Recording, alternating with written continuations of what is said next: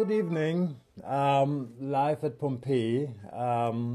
We have here in Germany is the 2nd November 2020. You guys in the United States have election day. Um, when? Um, Tuesday. Tuesday. Yes. Um, so I thought it might be a good idea to give you perhaps some ideas about this election from abroad. Possibly there are some informations about this election day the Americans doesn't know or doesn't get the information from outside. They just get the information from the inside. And my feeling is that you have a lot of controlled opposition in the media, and the normal media, the mainstream media, a bit biased. And I think there are some information the American people have to know. And maybe I start with this guy called Barack Obama, who is making rallies for Joe Biden. It seems Joe Biden is an old, weak man who can't make his rally alone, and he needs assistance from this guy called Barack Obama. And I'm not so sure that all of you know who Barack Obama is or what he stands for. Yeah? I just start the video. Now, the last time I was in Philadelphia, I was at the Constitution Center. And I was delivering a speech for the Democratic National Convention this year. And I said during that speech, I've sat in the Oval Office with both of the men who are running for president. And they are very different people. I explained that I never thought Donald Trump would embrace my vision or continue my...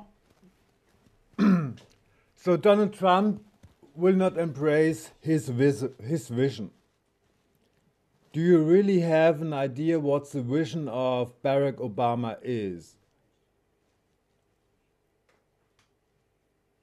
So the most important decisions a president, a leader has to take is a decision about his consultants. Yes? So when you decide for a special consultant, it becomes obvious what you stand for, what's your vision. So, do you know who was the scientific czar of Barack Obama? So, Barack Obama's scientific czar is called John Holdren.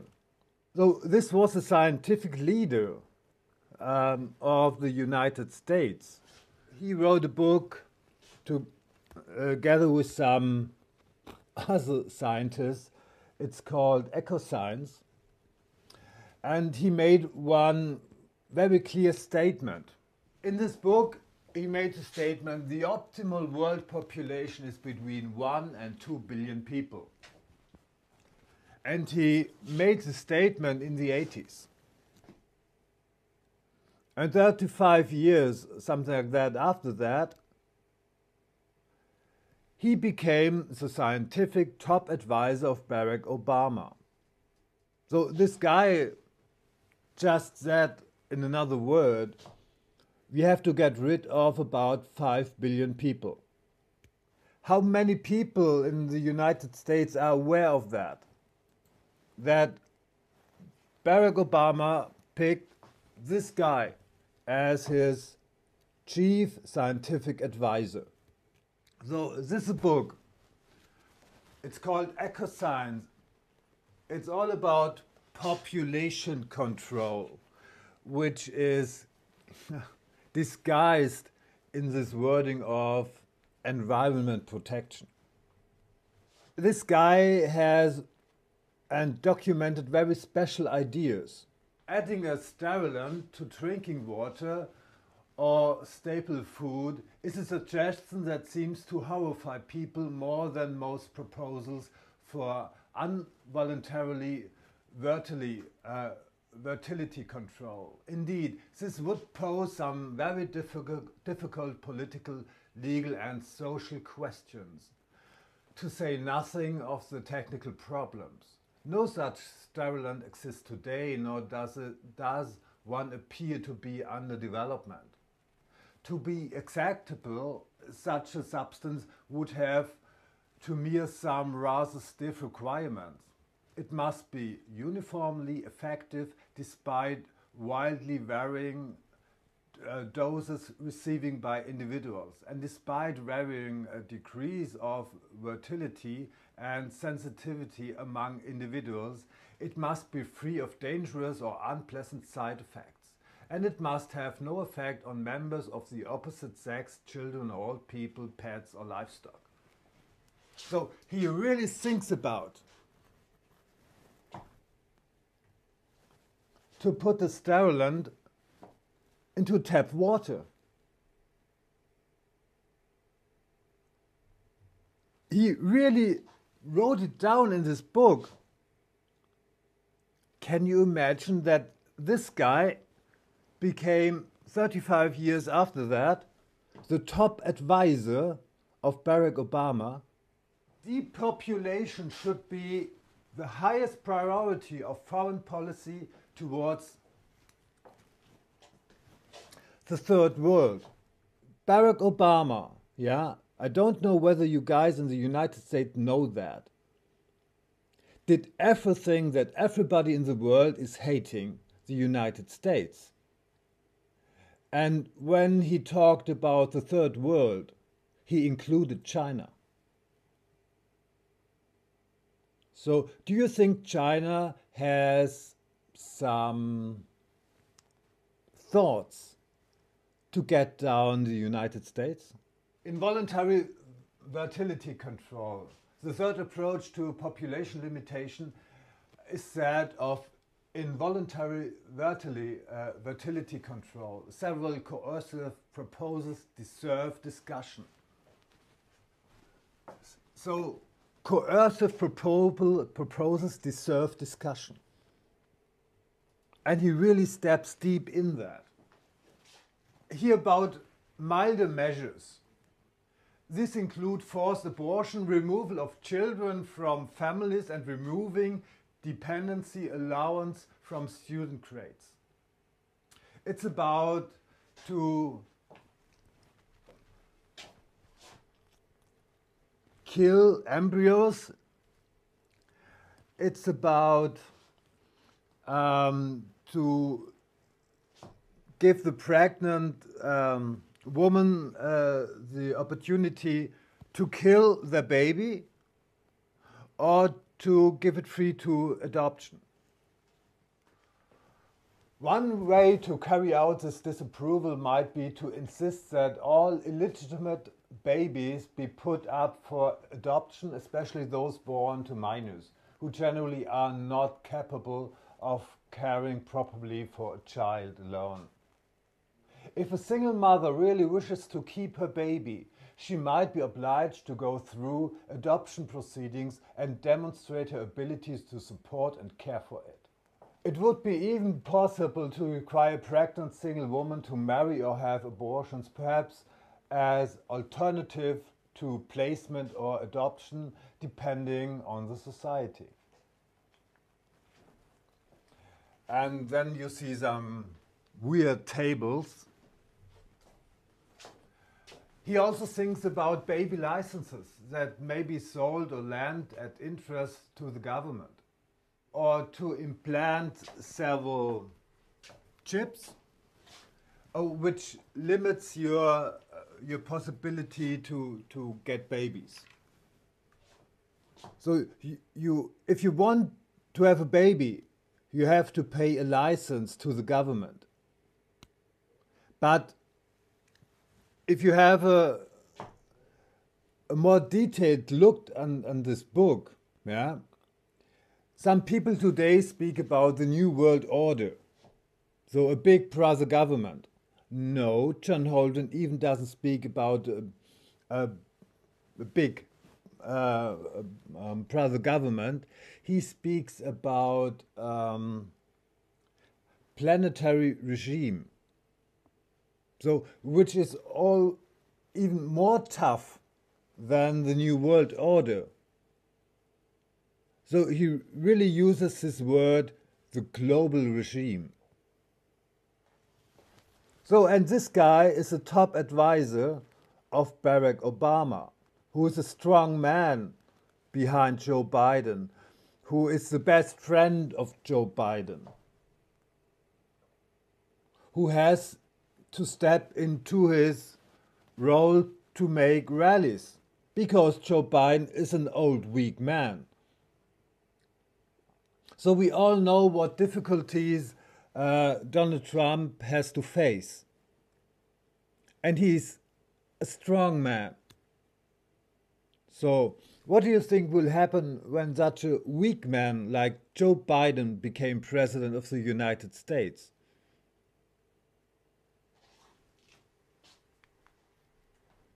So what did Obama? What he really did? This guy called Gaddafi was one of the African leaders, was one really beloved leader by his people. So he was tortured, he was raped before his death, and you know, in Libya you had the highest standards of living in whole Africa. He was beloved by his people. So, and Barack Obama gave the order to get the guy down. Did he give the order that he's being raped before he was killed? So this procedure to rape him, to torture him, took about 6 hours. Can you imagine that?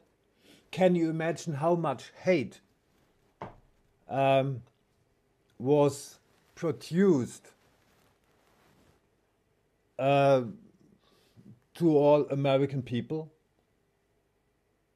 Though he was not just killed, he was raped and tortured for hours.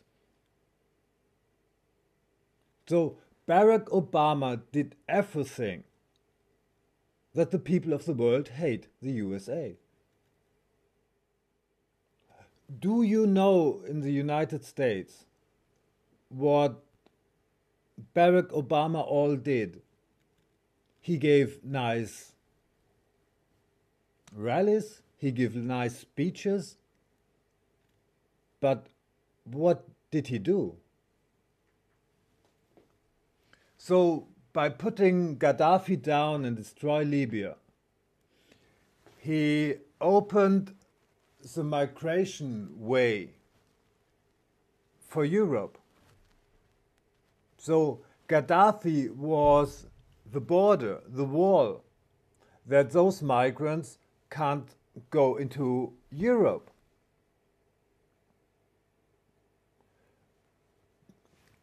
Could you imagine that this was exactly the purpose to get down Gaddafi? To get this migration flow started, to destroy Europe.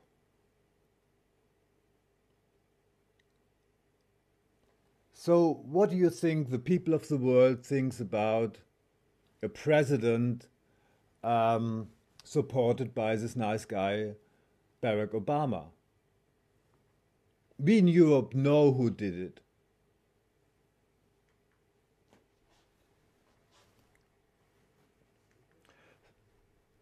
So, and do you know about the, how you call it, the scares, the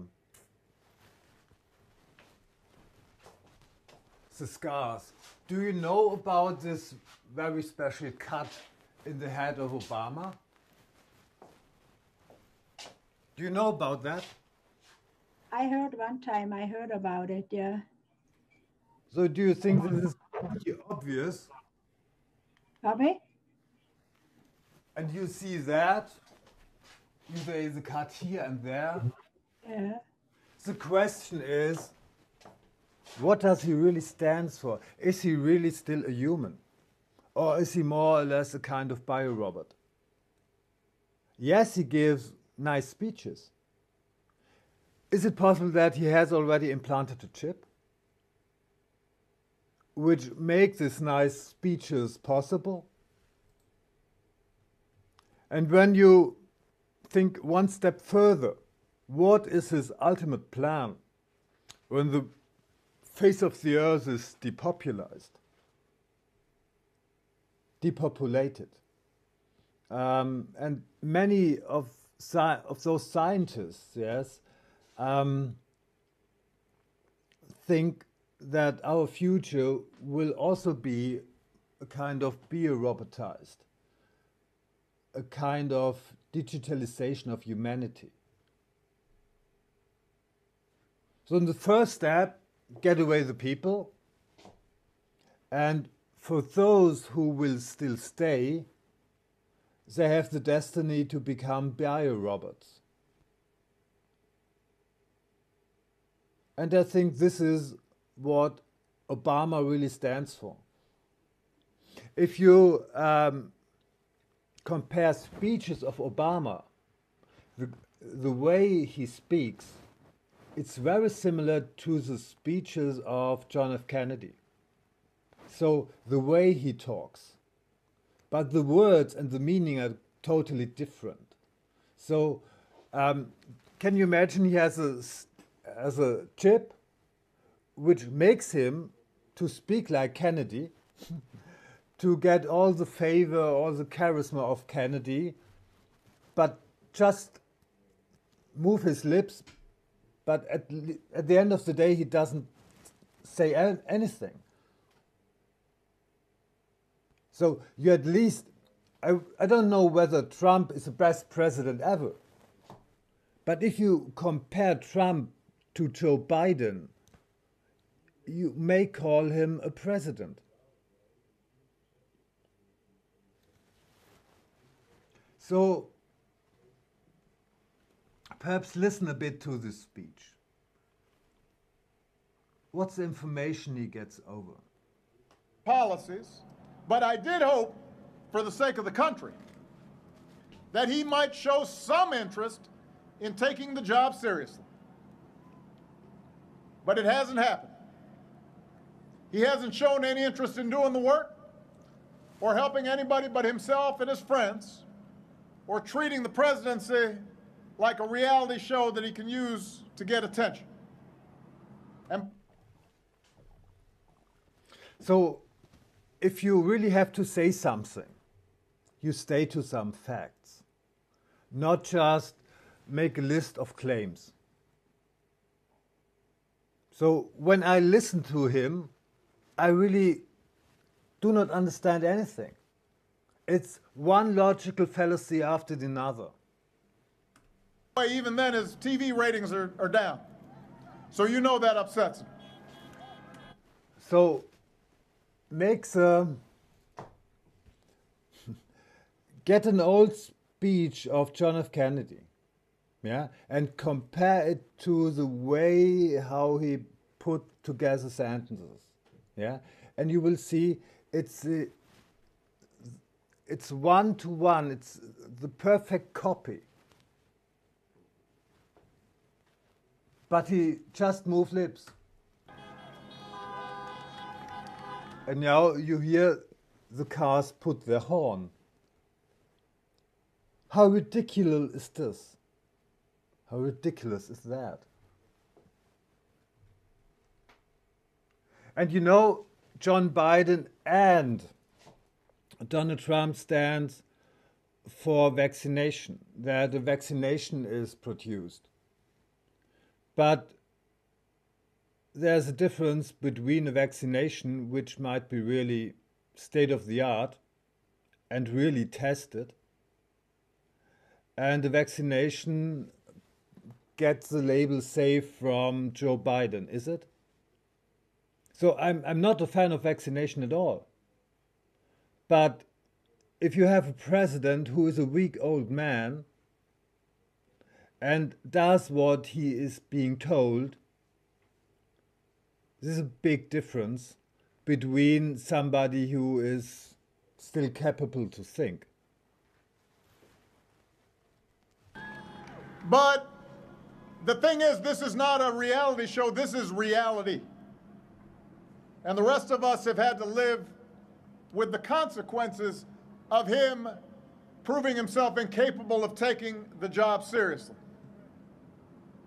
At least 220,000 Americans have died.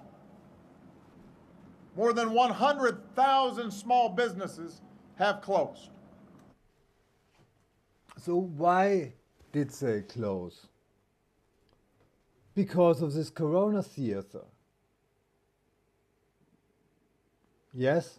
So, and did this Corona theater start because of Donald Trump or because of the media, the hysteria of the media? And Donald Trump has a hard time to arrange himself with those mainstream media. So we here in Germany understand that a president of the United States doesn't have the power one can think of, because the real power normally is on the side of the big media and those who control the big media. And as we now we understand here in Germany that also the opposition media are controlled. So we think they are free, but we now make the experience they are not free. So I understand that Donald Trump has a hard time to come along with media. Millions of jobs are gone. Our proud reputation around the world. Sorry, United States, you have no proud reputation around the world. You had this nice president like, how we call it,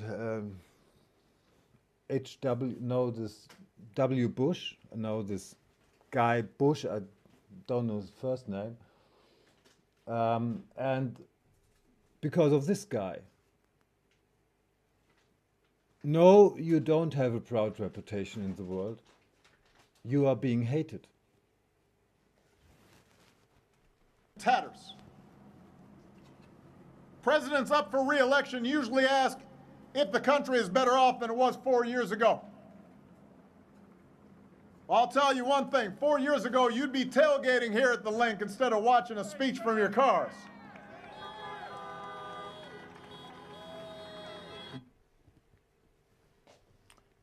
This is extremely unfair. The whole world was shut down by Corona. Yeah? That the speech is just unfair. It's just stupid. Only people truly better off than they were 4 years ago. Okay.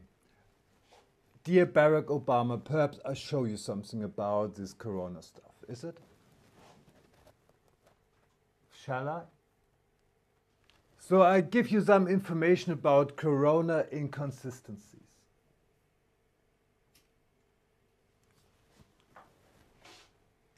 You know, this event of Corona, which actually has started beginning of this year, was already designed and rehearsed in October, called Event 201.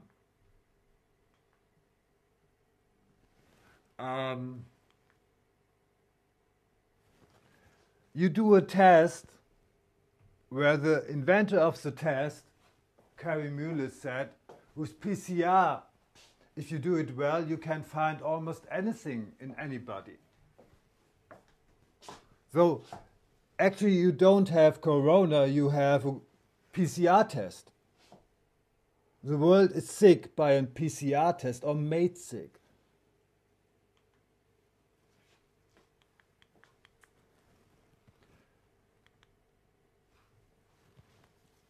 what happened now, or what will happen now, while there's a rally behind car windows, is because of people are frightened of a second wave, a second corona wave. And the second corona wave is something in its origin about the second wave of the Spanish flu. Do you in America know what the Spanish flu was really all about? It was not about a virus, because in these days, 1918, 1919, there was not even a technological technique to measure, to analyze a virus. It just was a presumption there might be something, let's call it virus. But there was no scientific method to identify a virus.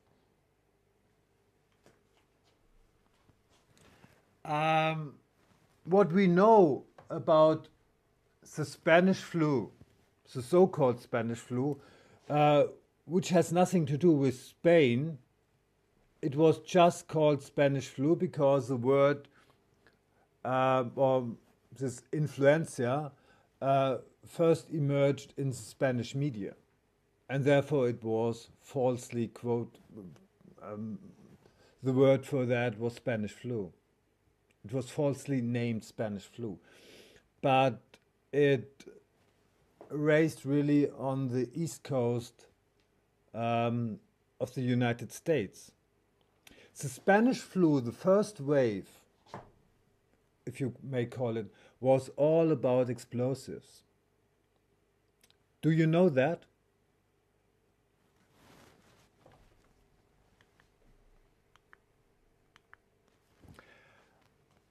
In the First World War, you have to produce explosives from fat. Here we had posters, fishermen bring train oil. I'm a chemist, I give you a small explanation for that.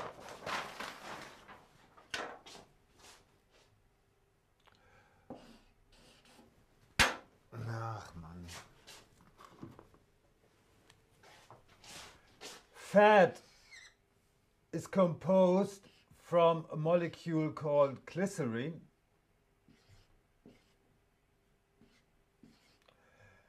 and fatty acids.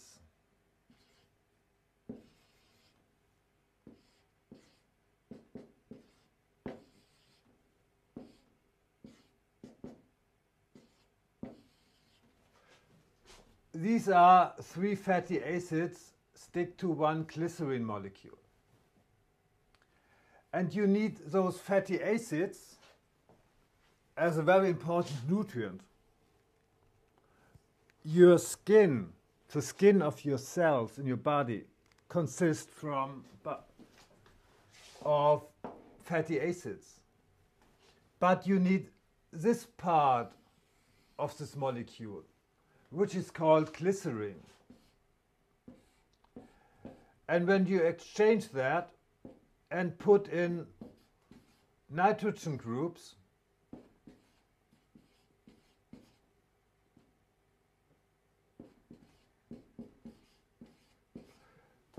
you have nitroglycerin, which was the explosive from the First World War. And in the First World War, you need huge amount of glycerin for all those bombs. And you guys in the United States, especially on the East Coast, you produced all the bombs and the explosives for Great Britain, for England. Even if you did not step into the war the time before. And you guys had been put away the fat in your diet. And this is why you became ill and sick. It's a deficiency of fat. It has nothing to do with the virus. This is the first wave.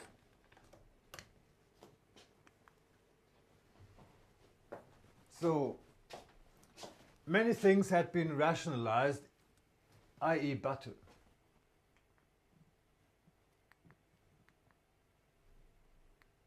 Come on.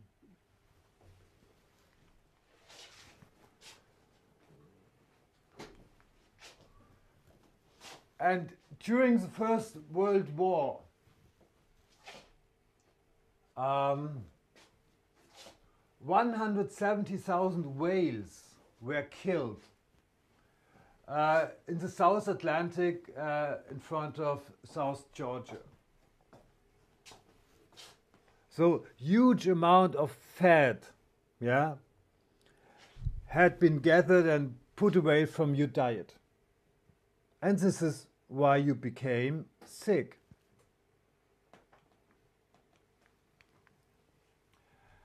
And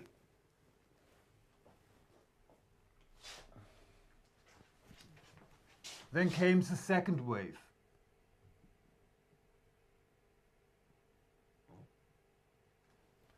And the second wave killed many millions of people. About worldwide 100 million people. And about 5 to 20 million Americans. But the interesting thing is the second wave killed nobody in Germany.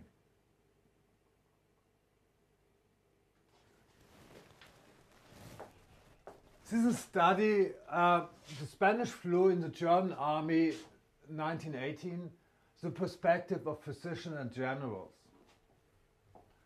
The author by that is called Jörg Vögler. It's a historian. This is a very sound paper. I translated from the perspective of the generals as from normal soldiers. The flu had no place in all documents. It wasn't even mentioned.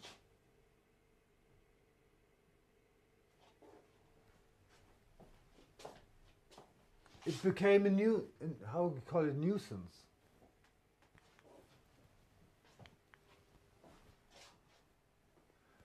But in the United States, the second wave was a catastrophe.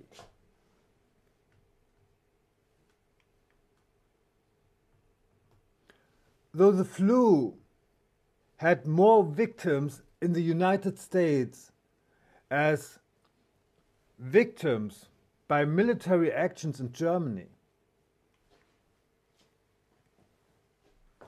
Though the estimations are between worldwide that 20 million to 100 million victims worldwide, and 0 in Germany. And I think this is important for you to know because you don't have any literature in that. Only German literature is able to explain you that. And what do you think was the difference how this flu was treated in Germany and compare how it was treated in the United States? Do you have an idea? Do you know what the difference was? The difference has a name.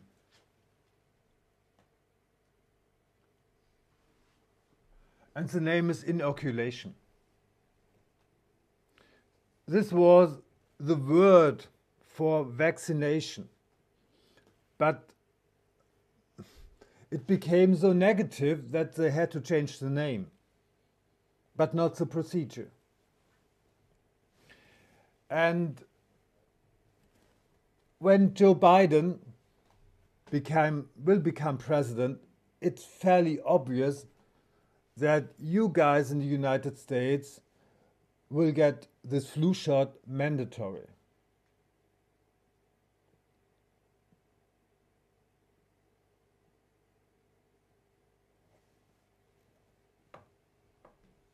And maybe here in Germany we will also have to get this flu shot mandatory.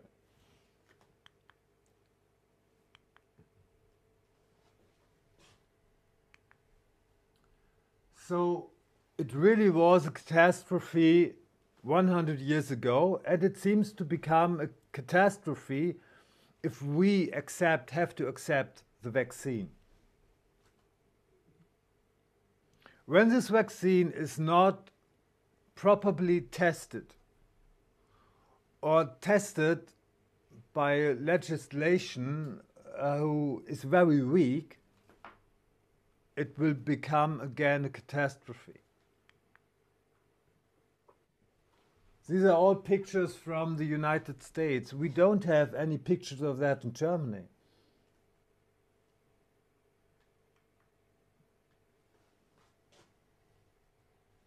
The same stupidity happened 100 years ago. In these days, it was not possible to analyze a virus. But everybody was in fear of something which is very small and called virus. But it's now obvious that this Spanish flu had the cause in a deficiency of fat, which is an essential nutrient. Did the media in the United States made this public? Why? Though there's so much fear-mongering about this deadly flu, this deadly virus. But if you have some information, some understanding about nutrients, it becomes very clear that the nutrients, the fat nutrients you need, were transferred into explosives. And this is what the Spanish flu, the first wave, was all about. And the second wave was all about inoculation, vaccination. So this is just a fear-mongering or an action how to sell vaccines. But you can prevent that all by having the good nutrients on your plate. And as a chemist and a specialist in nutrients, I think I have to get this information out to the English-speaking world. Because what I get now is that there is so much controlled opposition, that the media, whether mainstream or in opposition, are all controlled. And you do not get the information you really need. Does it sound logic that if you have 2 or 3 years no fats on your diet plan, on your plate, that your health will decline, that the power of your immune system will decline? Isn't that logic? So why does nobody in the United States give you this information? And all media just is doing fear-mongering.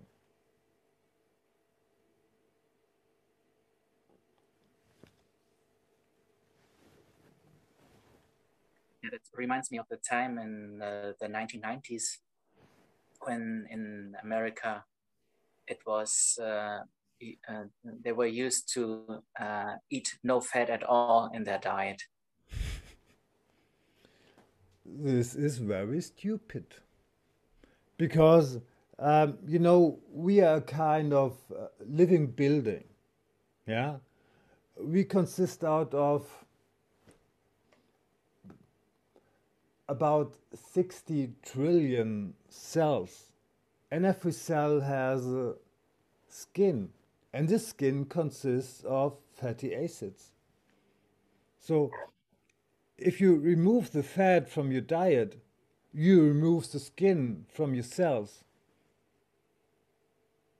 And there was in these days, in the First World War, no other options for the Americans, for the for the chemical industry in America to produce explosives um, only from only from glycerin. And this you have to extract from your food. Here in Germany, our chemical industry was advanced, and we had other options to produce explosives. But the Americans only could produce explosives for the British Army by removing the fat from the diet from the normal people.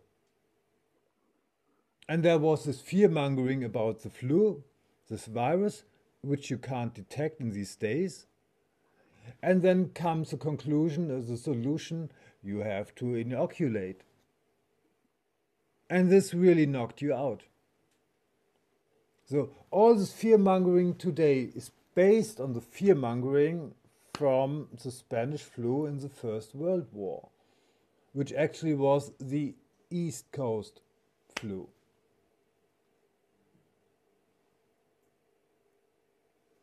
And if nobody in the United States is telling you that, this crazy German guy has to do that.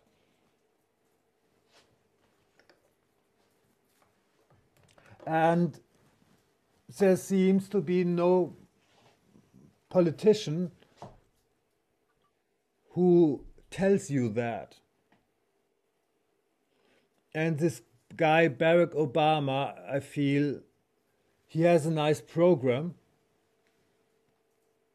put in his head, but he has no understanding about technology and chemistry. But he has perhaps an understanding hating American people. Otherwise, you cannot understand how he's measured, how the things he did in his presidency produced so much hate to Americans on the scale of George W. Bush. So these were the two presidents who really made the American people hate by the people of the world. And Donald Trump tried to improve that. There was no big war under Donald Trump. And so I'm very pessimistic what will happen in the United States if this guy, Joe Biden, will be elected. And I think this is now even the last day. This crazy German guy has to make this information public.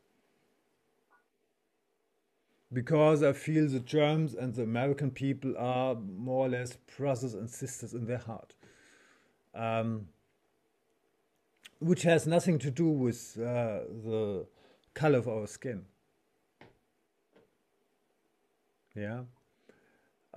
So I think I had to make this Zoom call today to give you an idea what we think about your election. And I think the hope of European people who are still capable to think are very, very pessimistic about this guy, Joe Biden.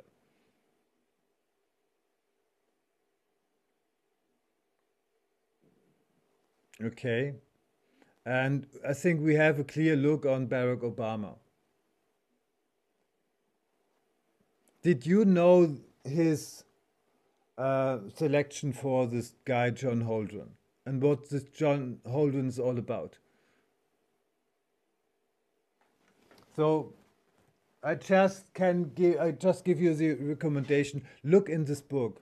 Have a look in this book, Ecoscience. This guy has a plan to get down the population of the world at least 2 billion. And he's dreaming of a planetary regime. So I think this is a big vision of Barack Obama. Otherwise, he wouldn't choose this guy, is it? So don't look on his talk. Look what he's doing. Watch the people he's choosing, or he choose. And this gives you more information about this guy, Barack Obama, who he really is. And look on the scar on his head. I'm really questioning whether he is still human.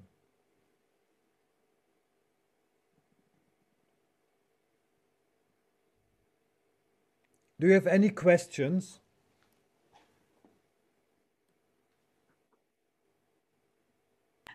I only wanted to say that what they were selling Obama with was to bring the colored people and the white people together. That was what they sold to the American public. When he is the president, when we have a black president, and the racism would go down, and it is totally opposite now. It's getting worse. So he was a divider and not a uniter. Yes. So when I first saw Obama on the public stage, I really was pro-Obama. This is a new kind of thinking after George W. Bush. Yeah, it's not possible to go deeper than George W. Bush. So there was also here in Germany a lot of hope for Obama, but he just disappointed in any way. So, and when this weak old man, Joe Biden, now needs this guy, Obama, to make his rally, you may anticipate what will happen. And I think the anticipation is what I showed you yesterday. The anticipation is a Deagle list.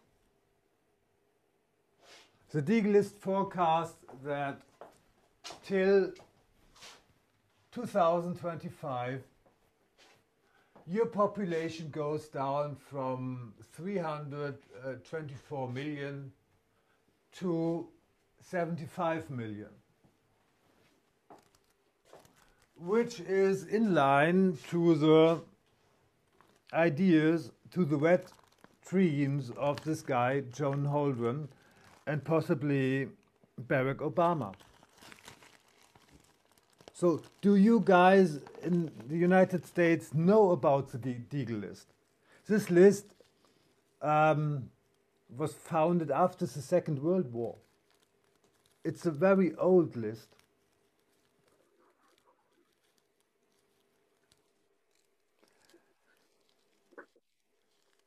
And the things... No, I don't think we know. Okay. So this crazy German guy has to deliver all the valuable information you in the United States need because you have anything but free media.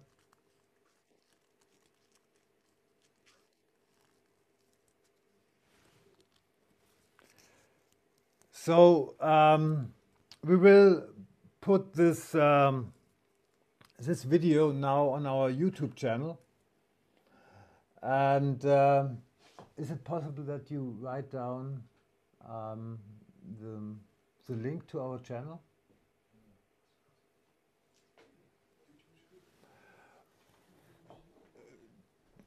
So the YouTube channel is called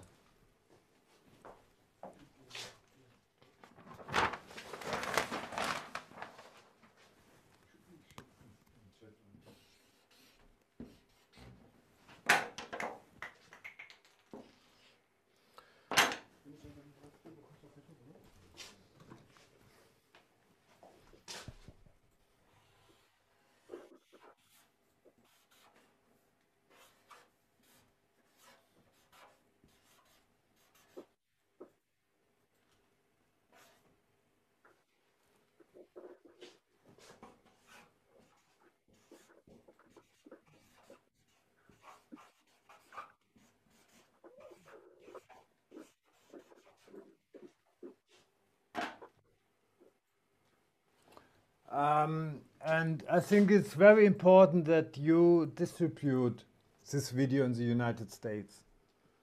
So my feeling is that there will be no media, alternative media, which will share this information. Okay, pardon? Okay. So we also put down the name, the link in the chat. I think it's extremely important that you have to distribute this information. Make it virus. Make it viral. Make this the real virus to battle this fake virus. Okay, I think this is all for today. I think this is now important information in front of this election. And yeah, I think this has to go now on a daily basis. And if you like, we see us tomorrow. For now, have a good time, nice evening, and have a hug, a big hug. Thank you. Thank you. See you tomorrow. Good night. Good night.